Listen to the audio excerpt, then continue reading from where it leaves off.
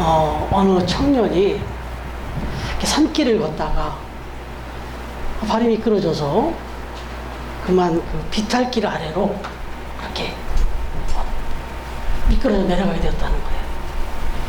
정말 크게 다칠 그런 위험에 처한 거죠. 그때 이 청년이 번뜩 생각나는 게 하나님이었어요. 그래서 하나님 살려주세요. 하나님 도와주세요. 라고 이렇게 순간적인 그런지 외침을 한 겁니다. 그런데 마침 그렇게 미끄러져 내려가던 그 중에 나뭇가지 하나 이렇게 삐져나와 있었던 거예요. 그래서 이 청년의 바지춤이 다 걸려버린 거예요. 그래서 멈췄어요. 얼마나 다행이에요. 그랬더니 이 청년이 툭 튀어나온 말이 하나님 됐습니다. 하나님 됐습니다. 이렇게 이야기를 했다 하는 이야기예요. 이야기는 여기까지예요.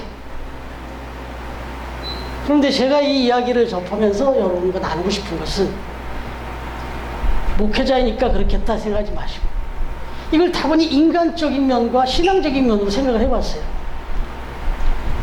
두 가지로 생각해 보니까 인간적으로 생각해 보니까 재수가 좋았어요. 아주 운이 좋았어요. 그죠? 마침 거기 나뭇가지가 하나 이렇게 튀어나와가지고 다 걸렸잖아요.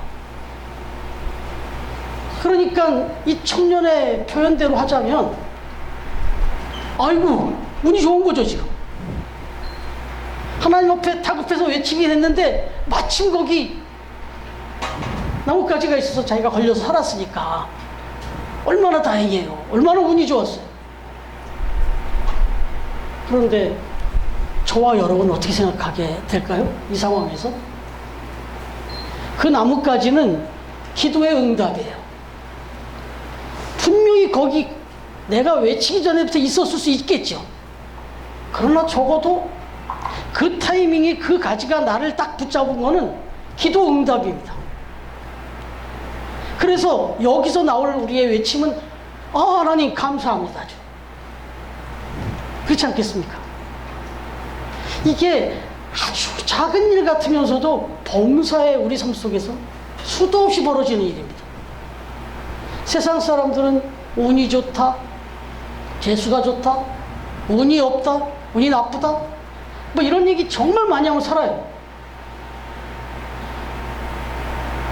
이런 얘기할 때 조금 조심스러운 건 우리 크리스찬들 중에도 이런 얘기를 자꾸 해요. 그래서 제가 이 얘기를 하는 거예요. 여러분 제가 하는 얘기가 아니니까 잠언 3장 6절에 이런 말씀이 있어요.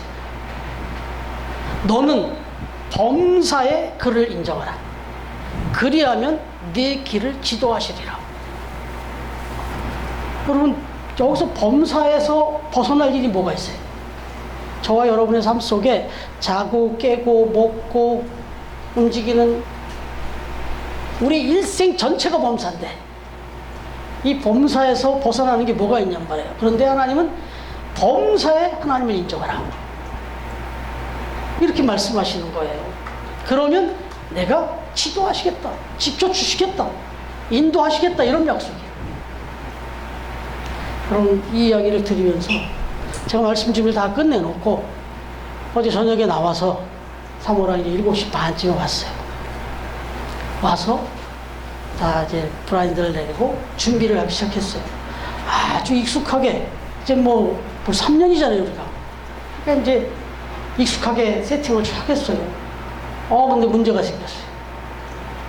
원래 세팅 다 끝내놓고 같이 이제 좀 샘내지 마세요. 사모하고 저랑 둘이서 여기서 우리 오늘 부를 찬양을 둘이 막 부르면서 기타를 치고 반주를 하면서 누가 보면 아주 샘날 만한 그런 모습으로 그렇게 준비를 하는데 그걸 해야 되는데 왜냐면 기타 줄도 맞춰야 되고 뭐 좀 그래요 어쨌든. 그런데 얘가 안 들어오는 거예요. 얘가 이 빔 프로젝트가 연결을 시키면 세팅이 돼서 테스트가 끝나야 이제 이걸 하는데 안 켜지는 거예요. 근데 또 정말 사람을 조마조마하게 만드는 거예요. 아주 애간장이 타게 나왔다 안 나, 나왔다 안 나. 갑자기 또 노랗게 나왔다가 안 나왔다가. 그래서 이제 이건 도저히 안 되겠나 보다. 플랜 B를 준비해야 되겠다. 우리 지금 3년 동안 한 번도 얘가 말씀 피운 적이 없잖아요. 그런데 마침 그때 또 전화가 왔어요. 우리 박매 집사님 통해서 전화를 받았는데, 오빠랑 언니가 또 저희 교회 와서 같이 예배를 드리고 싶어 하신다. 얼마나 감사하고 반가운 소식이에요. 그러니까 이걸 포기할 수가 없는 거예요, 이제 더.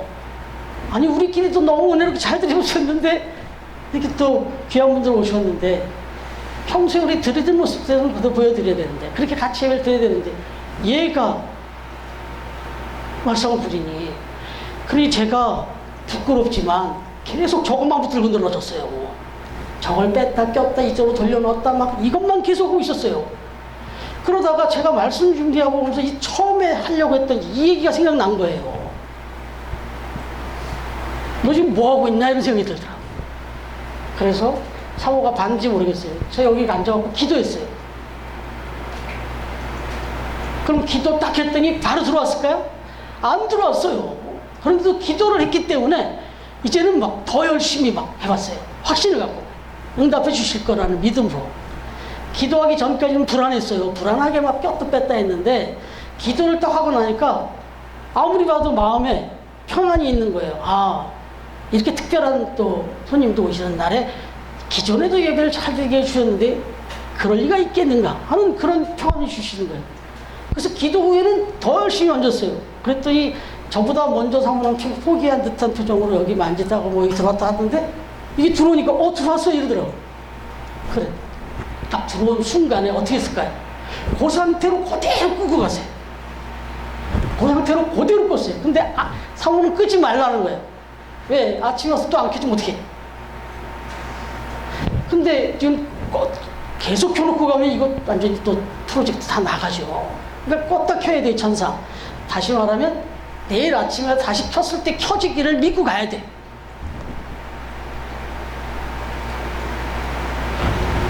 그러면서 가면서 이 말씀을 생각하고 집에 가서 다시 또 말씀을 몇 번 또 보지 않습니까? 또 보는데 확신이 있는 거예요. 오늘 오면서 일도 고민 안 하고 왔습니다. 왜냐면 운이 좋았고 어떻게나 접촉이 돼서 이렇게 하면 이 불안하잖아요, 지금. 그때 와서 제가 그 불안함을 100% 씻었다면 참 정말 믿음이 좋았는데, 와서 또 주의를 막 줬습니다, 제가. 우리 집사님 또 선집사님한테 이 상태가 지금 컨디션이 이러니까 여기 조금만 손만 건드려도 지금 문제가 되니까 조심해 주십시오, 조심해 주십시오. 그때 이렇게 멀쩡해요, 이렇게 지금. 여러분, 그러면 이것도 제가, 야, 이거 참 어떻게 절묘하게 맞아떨어졌다, 어떻게 기가 막히게 해서 이게 됐다, 이렇게 생각해야 되겠어요? 응답이에요. 고민할 것도 없습니다. 하나님은 그런 분이시니까. 아마 이거보다 더 심각한 결함이 있었어도 기도에 응답해 주셨으라고 믿어요, 저는. 여러분, 왜 이런 말씀들을 드릴까요? 사람들이, 특히 저는 뭐 믿지 않는 사람들은 그렇다 치자 이거예요. 아까 잠깐 말씀드렸지만 우리 크리스찬들, 우리 신앙인들 중에도 제법 이렇게 사는 분들이 있으니까 기도를 했는데 나중에 그 응답 타이밍이 내가 생각했던 것과 좀 다른 방법, 다른 때에 되면은 잊어먹어요. 그래서 병원에 가서 치료를 받고 막 병원에 들어갈 때는 너무너무 간절하게 기도하고 기도받고 막 그러고 가서요. 근데 이제 기도하다가 이제 치료를 받는데 그 치료 과정이 내가 생각했던 대로 기도를 하고 딱 들어갔는데 바로 그 다음날 딱 나서 버리면, 와, 이거 뭐 부인할 수 없는데, 병원에 들어가는데 시간이 걸리고, 내가 생각했던 만큼 회복이 그렇게 빠르지 않고, 어떤 일이 벌어져요. 그 내가 생각했던 것과 너무 다른 상황이 벌어지고 있으면은 이제 흔들리기 시작하는 거죠. 또, 가서 만나서 이렇게 치료를 받았는데, 보니까 정말 유명한 명의를 만났네. 그리고 아주 좋은 병원을 소개받았네. 그래서 이제 회복이 됐어요. 그러면은 이제 사람이 나와서 하나님의 영광만 돌리는 것보다는 이제 점점 야, 그 병원에 가다 그 의사를 만나봐. 뭐 이렇게 이제 서서히 남는 게 이제 병원과 의사가 나와요. 그래서 점점 어떤 일이 딱 벌어지면 그 병원만 생각나는 거예요. 그 의사가 생각나는 거예요. 사실은 기도했잖아요. 하나님이 먼저 생각나야 되는데 이럴 때가 많다는 거죠. 여러분, 이거 이미 예수님이 하신 말씀이에요. 아시는 대로 누가복음 17장에 보시면 10명의 문둥병자 얘기가 나오죠. 10명의 문둥병자가 예수님 앞에 나와서 고침을 받습니다. 그리고 돌아가면서 각각 나아요. 그랬더니 무려 90%가 감사함이 없이 지갈 길로 다 가버렸어요. 딱 한 사람만 예수님으로 돌아왔어요. 여러분, 이거 뭐 감사에 대한 얘기를 많이 하지만 지금 이 말씀 지금 서두의 얘기로 적용해 보면 이거 나을 때가 돼서 나았나 보다. 이거 진짜 나왔어? 이거 뭐 내가 사실은 그렇게 심한 병은 아니었었나 봐. 뭐 여러 가지 생각이 들지 않겠어요? 이건 뭐 굳이 가서 또 감사를 해야 돼. 정말 그 양반이 말 한마디 해갖고 내가 낫다는 게 말이 돼? 이거 정말 내가 뭔가 건강이 회복된 거겠지.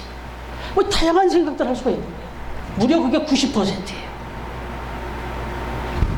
예수님께 직접 경험한 사람 중에서도 90%가 이랬다고. 그렇기 때문에 저와 여러분 중에도 이럴 수 있다는 거예요. 그래서 말씀드리는 거죠. 여러분, 하나님은 그렇습니다. 때로는 강권적으로 천사를 동원해서 역사하실 수 있어요. 또 때로는 서두 말씀드린 대로 나뭇가지 하나를 이용해서 사람을 살리시기도 합니다. 또는 하나의 그 미약한 그 약 하나로도 사람을 살려내기도 하고 질병을 고쳐주기도 합니다. 하나님의 역사, 하나님의 방법은 사실 우리가 좀 헷갈려 할 만해요. 너무 다양하시고 하나님의 그 치료의 방법도 응답의 방법이 너무 다양하고 너무 깊고 넓고 그야말로 이 스케일이 너무 커서 우리가 헤아리기가 어려울 때가 많아요. 그래서 자꾸 우리가 이해하기 쉬운 인간적인 원인을 찾게 되는 그런 모습도 있기는 사실합니다. 여러분, 그렇다면 여기서 하나 우리가 질문해보고 싶은 것은 하나님의 응답이 과연 어떤 방법으로 어떻게 임하는지를 우리가 어떻게 깨달을 수 있고 어떻게 그걸 알 수 있겠냐 하는 거죠. 하나님의 응답과 하나님의 그 응답 방법, 하나님의 응답의 때, 이걸 우리가 어떻게 할 수 있겠냐는 거예요. 저한테 물어봐 주시면 모릅니다가 정답입니다. 모릅니다. 그런데도 불구하고 우리가 하나님의 그 응답을 알아낼 수 있고 그걸 확신할 수 있는 방법이 뭐냐 이거예요. 하나님의 응답이 어떤 식으로 어떤 때에 어떻게 하시는지도 모르는데 이걸 하나님의 응답이라, 이건 하나님의 방법이다, 하나님의 때였다라고 확신할 수 있는 방법이 뭐냐 이거예요. 이것 때문에 한 가지 성경의 예를 좀 들어드리면 창세기 24장에 보시면 아브라함이 그 백세 얻은 눈에 넣어도 아프지 않은 그 이삭, 그렇게 이삭을 모리아산의 그 엄청난 사건도 경험하면서 장성했어요. 그래서 이삭을 이제 결혼을 시켜야 되는 문제가 됐습니다. 그래서 결혼을 시키려고 와서 보니까 지금 자기가 거하고 있는 이 가나안 땅의 이방 여인과 결혼시키기가 좀 약속을 하나님 앞에 특별히 받은 이 믿음의 아들을 결혼시키는 데 있어서 그게 좀 마음에 안 찼어요. 그래서 자기 고향 땅 하란으로 노종을 보냅니다. 노종을 보낼 때 믿음으로 보내요. 그랬더니 이 노종이 또 아브라함 못지않은 믿음을 갖고 떠납니다. 그리고는 그 하란 땅 우물가까지 도착을 하죠. 그때가 돼서 저녁이 됐어요. 마침 이제 이 우물가라는 곳이 그 당시에는 저녁 시간에 주름을 길러 이제 여인들이 많이 나오는 때고, 그때 맞았어요 또. 그래서 이제 그곳에 기다리면서 이 노종이 한 일이 있어요. 기억나십니까? 기도를 합니다. 그 노종이 그곳에 도착해서 눈을 부라리고 어떤 여인인가를 찾기에 혈안이 됐던 것이 아니라 딱 도착하자마자 자기의 눈으로 찾겠다는 생각을 딱 접습니다. 그래서 노종이 딱 하는 일이, 아, 이건 아브라함께서 주인이 자기 보고 믿음의 여인을 택하여 데리고 오라 부탁했는데 자기가 도저히 어떻게 그 약속된 여인을 찾냔 말이에요. 어떤 여인이 자기가 데리고 가야 될 신분지 어떻게 하냔 말이에요. 하나님이 응답해 주셔야 되는데. 그래서 기도합니다. 하나님, 순조롭게 만나게 해주세요. 너무 어렵게 하면 자기가 헷갈릴까봐 순조롭게 만나게 해달라. 그러면서 자기가 좀 쉽게 확인할 수 있는 방법을 자기가 제시를 하면서 이렇게 좀 만나게 해주시면 제가 정확하게 알 수 있을 것 같습니다라고 구체적으로 기도를 해요. 그 기도 내용 아시죠? 물을 길러오는 여인 중에 내가 물을 좀 달라 했을 때 흔쾌히 물을 주는 여인. 근데 이것만 갖고는 약하니까 내가 지금 데리고 온 이 낙타 10필이나 데리고 왔다고 성경에 써있던데, 한 필도 좀, 그럼 뭐 낙타 한 마리한테 물 주는 거 뭐 이럴 수 있는데 10필이래요. 10필. 그러니 이 낙타 10필에게도 물을, 나한테만 물만 주는 게 아니라 이 10필의 낙타에까지도 물을 길어다 주려고 하는 여인이 있다면, 내가 말 안 했는데도 그 여인이 하나님이 택해준 여인이라고 믿겠습니다. 이렇게 기도를 구체적으로 했어요. 이렇게 구체적으로 기도하고 났더니 한 여인이 딱 나타나네. 순조롭게만 하니까 제일 먼저 여인이 나타나네. 제일 먼저 딱 나타난 여인이 그야말로 자기가 기도한 대로 그대로 행동을 하는 거예요. 그야말로 그대로 먼저 물을 기꺼이 흔쾌히 주면서 그 낙타에게까지도 다 자기가 물을 준비해 주겠다고. 여러분, 이렇게 됐어요. 이게 리브가 아니에요? 이렇게 만난 사람이 리브가예요. 그런데 이 리브가가 물을 떠러 갔어요. 네? 물을 떠러 간다고.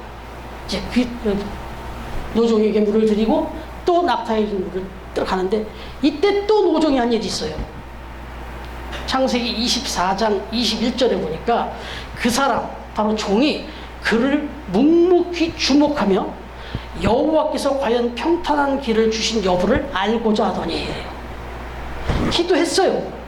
그리고는 그 기도에 응답한 그런 사람이 나타났는데도 또 주목합니다. 정말 저 여인이 하나님의 응답한 여인이 맞는지 묵묵히 주목했다. 그리고는 평탄한 길을 주신 여부를 알고자 하더라. 순조롭게 만난 건지 하고 생각을 쭉 곰곰이 다 하신 거예요. 그랬더니 100%인 거예요. 여러분, 여기에 비결이 있는 거예요. 우리의 범사에서 하나님의 역사와 응답인지 아닌지, 하나님이 지금 응답해 주셨는지 아니신지, 그리고 하나님의 뜻이 무엇인지, 하나님의 방법이 뭔지를 우리가 깨달아 알 수 있는 방법이 너무 뻔한 얘기인 것 같지만 기도예요. 기도하는 사람은 하나님의 응답을 범사에서 느낍니다. 그 기도에서 응답을 받기 위해서도 기도하지만 정말 하나님의 응답을 바로 알기 위해서도 기도하는 거예요. 그래서 쉬지 말고 기도하라는 얘기는, 그렇게 쉬지 않고 기도하면 범사가 다 하나님의 응답인 것을 깨닫게 돼요. 여러분, 그렇습니다. 여러분, 주일학교 때도 제가 아이들한테 그런 기도에 대해서 얘기했는데, 하나님은 기도의 응답을 3가지로 하십니다 라고 가르쳐줬어요. 여러분 아시는 걸 텐데, 3가지 응답 방법이 뭐죠? 첫 번째는 우리가 가장 좋아하는 예스예요. 예스.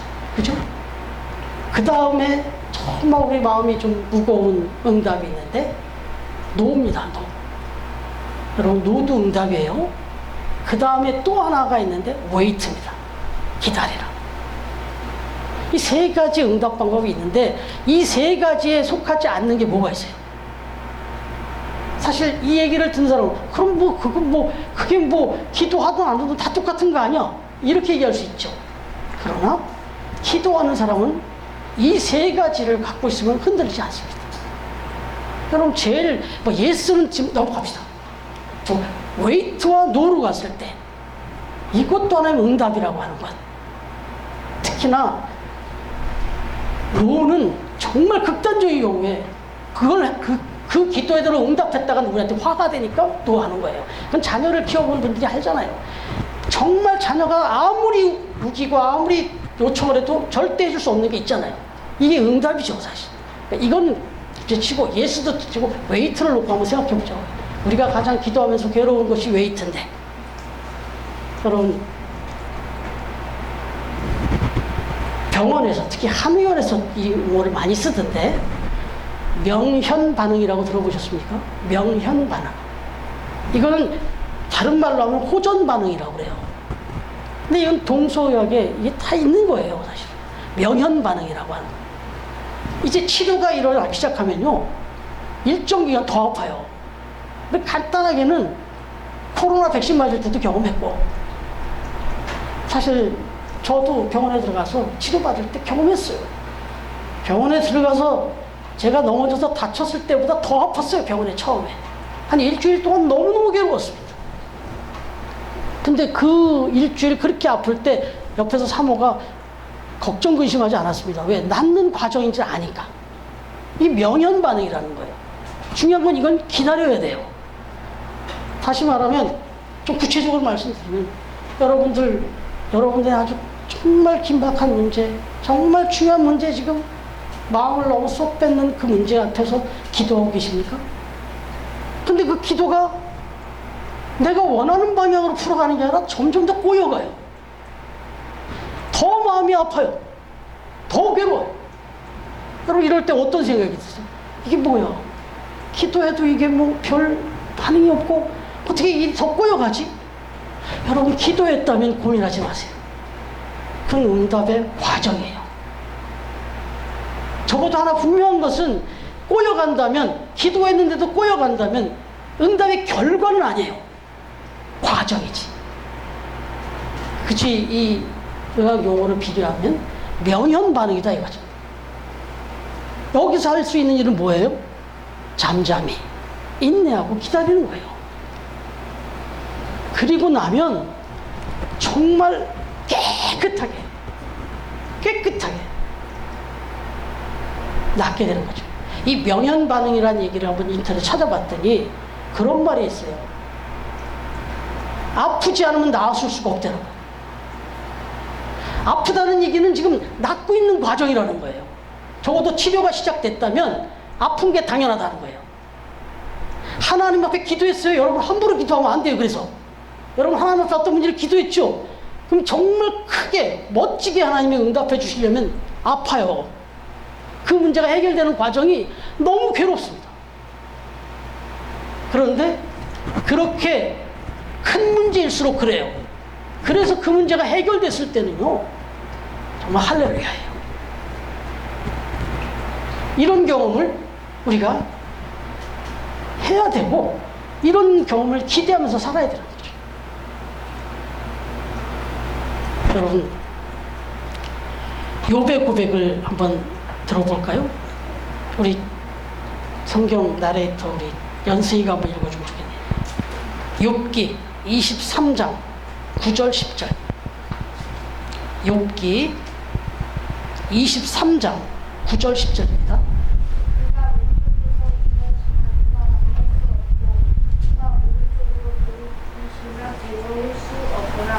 그러나 내가 가는 길을 그가 아시나니 그가 나를 대련하신 후에는 내가 흰불같이 되어 나오리라. 아멘. 아멘이신가요? 네. 다 같이 한번 아멘 하시죠. 아멘. 예, 여러분, 내가 왼쪽에서 일하시나, 그가 하나님이 왼쪽에서 일하시나 내가 만날 수도 없고, 오른쪽에서 돌이키시나 배울 수도 없고, 도대체 하나님 어디 계신지 모르겠다는 거야. 도대체 이게 뭐냐 이거예요 지금.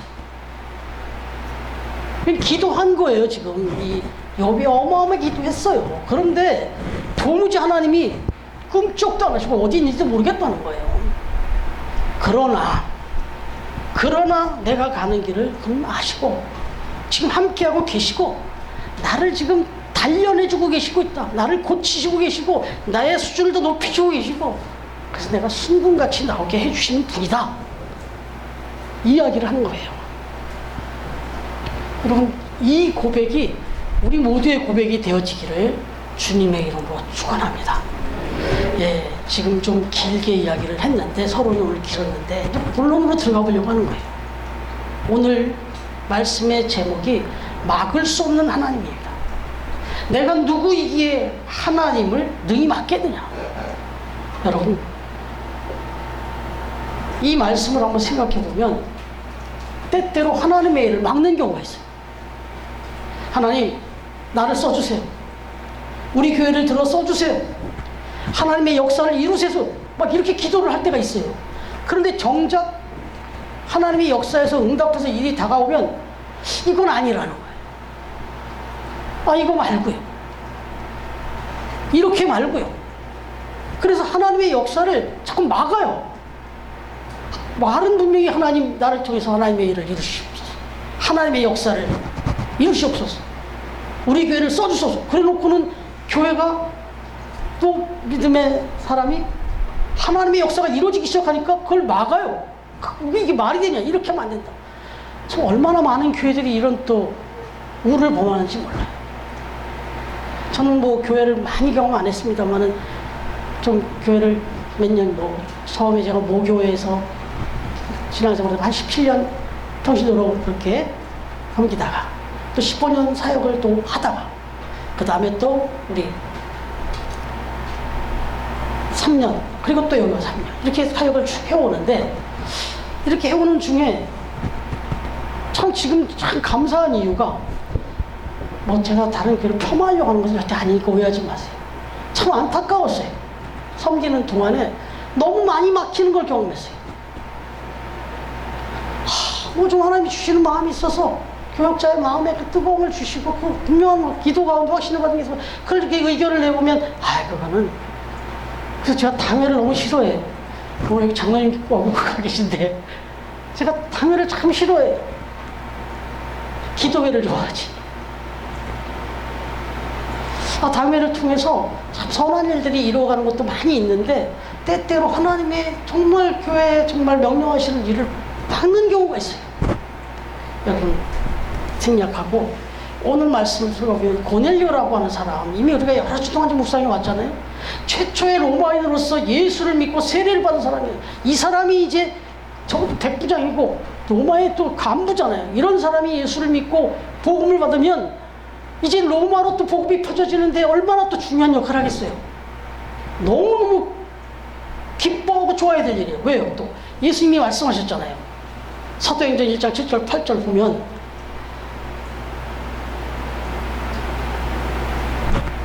오직 성령이 너에게 임하시면 예루살렘과 온 유대와 사마리아와 땅끝까지 내 증인이 되리라.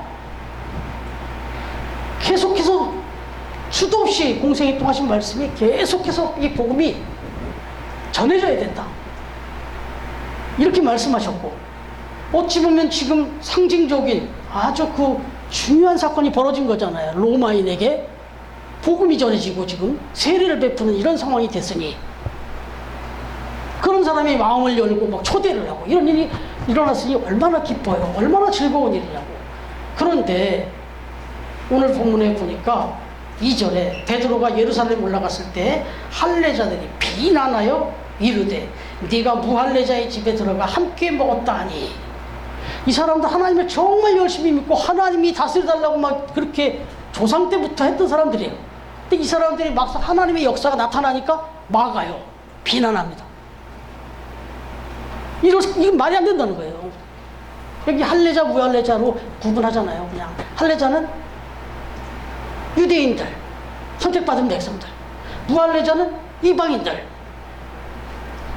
그래서 지금 하나님의 역사로 지금 일이 벌어졌는데 그래서 베드로가 그런 역사를 베드로도 사실 조금 껄쩍지근했죠. 사실 그죠? 표현이 그렇습니다만은 조금 찝찝했어요. 그래서 내가 지금 여기 올 게 아닌데 왔다고 막 그런 얘기 변명한 적 있잖아요. 그럴 정도였는데 어찌됐든 이런 역사가 일어났으면 기뻐해야죠. 야, 정말 복음의 문이 이게 열리는구나. 이게 하나님의 뜻이었구나. 이렇게 기뻐해야 되는데 아니었어요. 비난을 하고 잘못하면 정죄하겠어요, 보니까. 여러분, 이런 상황이 될 수 있어요. 여러분, 이건 교회 문제만이 아니라 우리 삶 속에서도 그럴 수 있어요. 하나님의 역사를 하시고 기도하고 응답되는 과정에서 우리가 할 일은 순응이에요. 오늘 여기 제가 말씀드렸던 아브라함의 노종처럼 그 일이 순적하게 이루어지기를 기도하되 그 일이 벌어질 때 묵묵히 그걸 생각해 봐야 돼요. 내 생각이 아니라 하나님, 이게 맞습니까? 지금 이겁니까? 아, 기다리라는 얘기입니까? 아, 하지 말라는 얘기입니까? 계속 하나님께 물어야 되는데, 아, 하나님 언제 이거 제 생각대로 제 뜻대로 이루어 주실 겁니까? 이건 하나님의 역사를 막는 거고 하나님의 역사를 우리가 걷어차는 거예요. 여러분, 하나만 말씀을 좀 더 드릴까요? 하나님을 생각할 때 우리가 워낙 근위하시고 어미하신 분이라 생각하다 보면 하나님은 아주 보수적이고 완고하신 분으로 생각을 치워요. 근데 사실 진짜 완고하고 진짜 고집불통은 인간이에요. 하나님은 변함이 없으신 분 맞아요. 그러나 이 하나님은 더 변할 것이 없을 만큼 넓어요. 워낙 넓으시기 때문에 변화무쌍하세요. 이해가 되시겠습니까? 변함이 없으신 하나님 맞는데 워낙 넓으시니까 그 안에선 자유함이 있어서 변화무쌍하신 하나님이에요. 여러분, 절대로 하나님은 못 받아들이는 게 없고 못 해결하는 게 없고 다 받아주시는, 지난주에 바다의 이야기를 했지만, 여러분, 하나님은 정말 모든 걸 다 받아들일 만한, 어떤 것도 이루지 못할 것이 없고 또 받아들이지 못하는 게 없으신 분.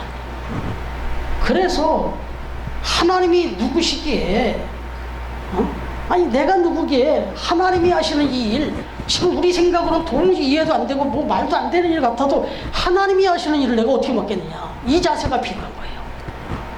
그러니까 인간적인 생각, 판단 항상 하나님께 내려놔야 된다는 거죠. 교회가 역사가 깊어질수록 굳어집니다.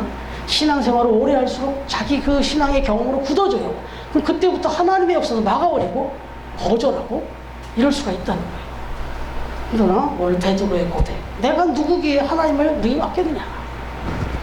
여러분, 캘리포니아에서 한참 1970년대에 지저스 무브먼트라는 예수 운동이 한참 일어난 적이 있었다고 그래요. 근데 그때 이제 가장 많은 변화를 일으켰던 사람들이 히피들이었다고 그래요. 히피들은 뭐 우리가 그냥 연상하는 외모의 연상만 봐도 정말 머리는 막 길고 맨발로 다니고 막 찢어진 청바지, 요즘 우리도 뭐 그런 거 멋으로 입지만 울긋불긋한 티셔츠 막 그냥 얼룩달룩 막 입고 막 이렇게 자유분방하게 그냥 좀 정결하지 않게 막 생활하는 사람들이 교회로 막 몰려들어온 거예요. 그랬더니 이제 교회가 찬반이 나뉘었어요. 이거 뭐냐, 이 교회가 난장판이 되지 않냐, 이거. 더럽기가 아니었고, 이게 막 너무 혼란스러운 거예요, 이제. 그래서 이게 막 찬반이 일어나서 막 문제가 한참 일어났었다는 거예요.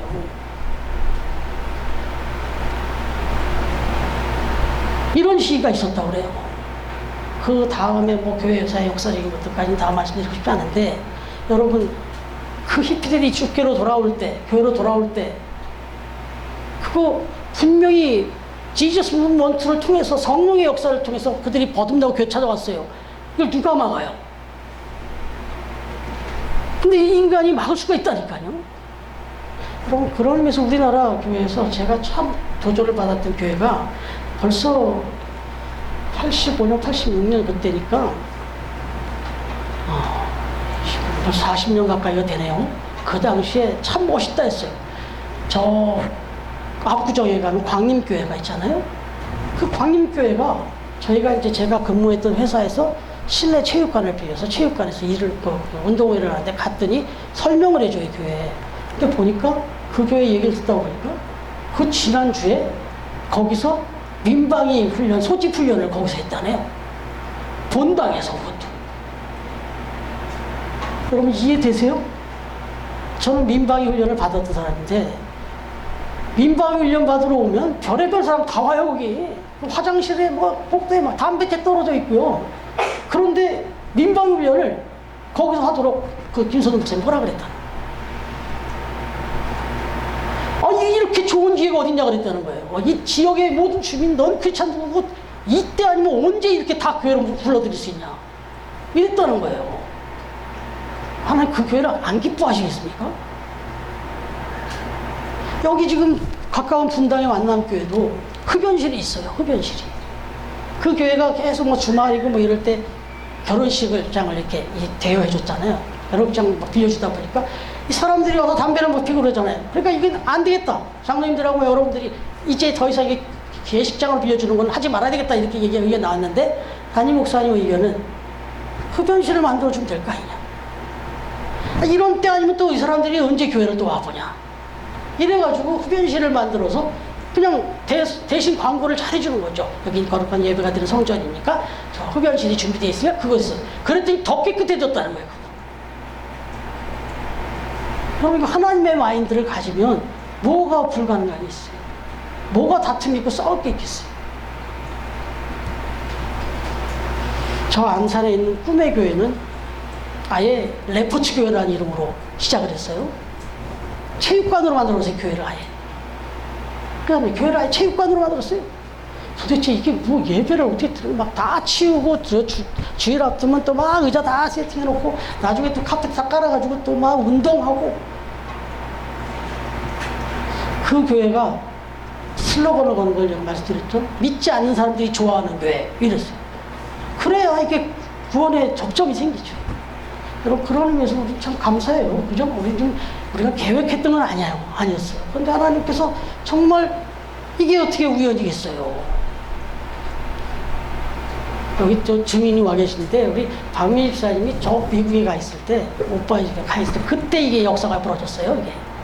그때 우리 여기 몇몇 분하고 우리 연승이하고 그렇게 교회가 시작됐는데 다 준비 다 돼 있는 교회 그냥 여기서 그냥 그대로 바로 이렇게 예배 드렸어요. 그냥 뭘 준비할 게 하나도 없었어요. 목걸이 하나 걸 게 없었잖아요. 여러분 이거 조금만 시대를 거슬러 가면 말도 안 돼요. 지금도 좀 나이 드신 선배 목사님들 중에는 아이고 이거 뭐 빨리 이제 옮겨야 될 텐데 뭐 이거 새벽 기도도 못 드리고 수요일 금요일도 여기서 막 이 손님들 막 듣고는데 여기서 또 이렇게 카페 교회라는 이 개념도 이것도 쉽지 않은 개념이었다고. 여러분 조금 말씀 길어진 거 죄송합니다. 하나만 더 말씀드리고 끝낼게요. 제가 사모한테 물어봤어요. 제가 더 보면서 그런 걸 느꼈는데 왜 진상 손님들 없냐. 그랬더니 가만히 생각하다가 그냥 뭐 오랫동안 여기 그냥 뭐 운영 시켜놨지만 뭐 오랫동안 몇 사람이 앉아주고 의자를 몇 개를 갖다 놓고 그냥 안 가고 그러고 있는 분들이 신상이죠. 그런 얘기 하더라고. 그런데 딱 생각해. 약 팔러 오는 분도 있어요. 그럼 어떤 약, 뭐 좀 특별한 약이라고 해가지고 막 좀 고가의 약을 사람을 어떻게 섭외하고 와서 여기서 그렇게 그런 분도 있대요.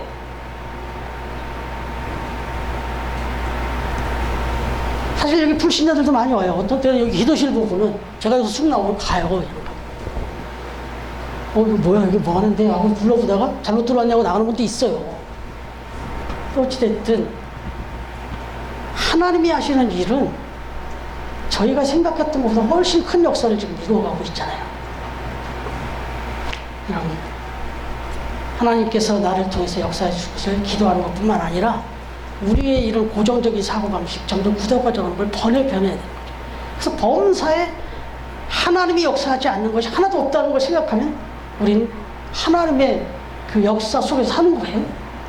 그러니까 하나님이 하시는 일을 절대로 방해하거나 걸림돌이 되지 않아야 되죠. 그러기 위해서는 기도하시고 하나하나 날마다 벌어지는 아주 사소한 일 하나도 묵묵히 고민하고 생각하면서 하나님의 뜻이 무엇인가 그 생각을 하면서 그렇게 살아갈 때 그때 우리의 모든 삶은 다 응답이고 다 감사고 다 하나님의 역사가 되는 것이죠. 오늘 이 하나님의 말씀, 이 베드로의 고백, 내가 누구에게 하나님을 맡겠느냐라는 이 마음을 가지면서 우리의 범사를 다 하나님께 맡기고 우리 교회를 맡기고 하나님의 역사 가운데 그렇게 그네를 누리 살아가는 처음과 종교 다 되시기를 주님의 이름으로 축원합니다. 기도하겠습니다.